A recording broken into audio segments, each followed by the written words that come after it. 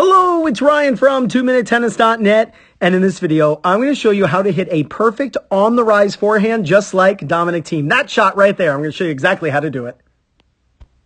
Now, this video is courtesy of 12K GP Tennis on YouTube. Make sure you subscribe to their awesome channel. I've put their link in the description below. All right, here it is, this shot right there.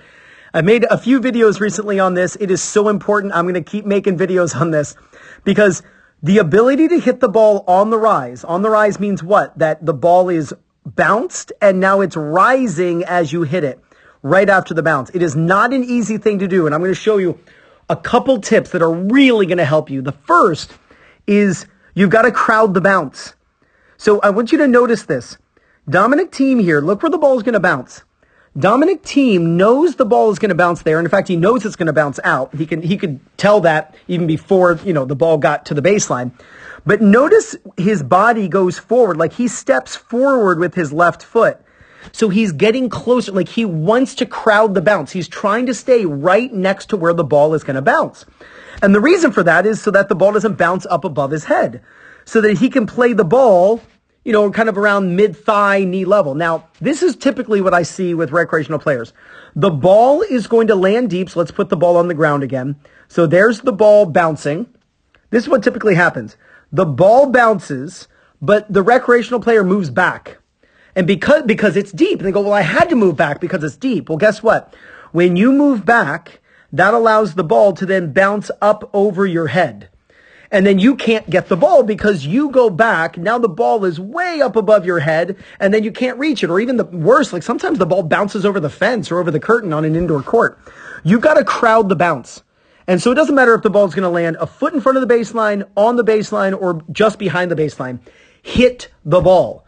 Yes, you can hit a ball that is out. It's already bounced, so you win the point. Doesn't matter what you do after it bounces out. So I want you to hit the ball off the rise, even when the ball lands out. You'll see this all the time. Recreational players make the mistake that the ball lands right on the baseline, and they move, and they don't move because they're like, well, I thought it was going to be out. And then the ball bounces up over their head, and they quick try to swing, and there's no chance. Take every ball that lands in this area, just inside the baseline, on the baseline, and just after the baseline. Take all those balls on the rise. Your level of play will go way up. Now, how do you do that? First, you crowd the bounce, but the second thing is you want to match the height of the ball with your racket. So check this out. I know this is an aerial view, so it's not going to look exactly right, but it is right. Look how his racket and the ball are at the same height. Do you see this? He's dropping the racket with the ball. When you drop your racket with the ball, you time the swing perfectly. It makes it so easy because when the ball hits the ground, you're already in the slot. The slot being, when the butt cap's pointing forward. You want to drop your racket. So you take the racket back and then you begin dropping the racket with the ball so that the moment the ball bounces, you're right there to hit it. You watch a lot of players, they have every intention, right? They're like, Ryan, I am crowding the bounce. The bounce is going to be here. I'm standing here. I'm standing right next to the bounce. I'm not moving away from the bounce. I'm like, that's awesome. And they say, but I still can't hit it. And that's because they wait for the ball to bounce and their racket is still up here. And then they frantically try to swing, but to no avail because by that time the ball has already bounced back up over their heads and then they're just swinging at air. You can't wait for the ball to bounce and then begin starting your swing. You need to start dropping the racket, which is, to me, beginning the swing. The swing really begins here, if you think about it, like when the racket drops.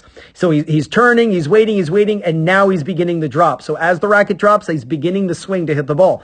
So he's dropping with the ball. So film yourself. See how well you can do this. I truly mean that. When I say film yourself, that's not just lip service and I'm just trying to be funny. Go out on the court, take your phone, record yourself, have somebody feed balls near the baseline, and see if you can match the height of the ball with your racket as it's dropping. And you'll be right there to take it on the rise. Hey, real quick, if you're loving this video, be sure you subscribe, like the video, and hit that notification bell so that you know when I put up new videos. Doing those three things will really help this channel.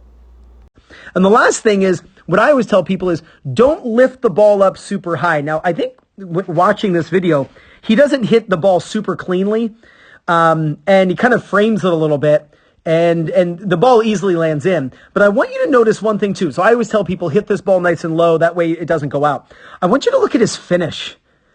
Please start finishing like this on all your forehands. And I'm not going to say all of your forehands, because sometimes when you're hitting a cross-court passing shot, or you might want to, you might finish a little lower. I totally get that. And I do that in my own forehand. But if you want to start playing better tennis on your forehand, I don't care if it's on the rise or not, start catching the ball in your left hand nice and high. Look how high his left hand is.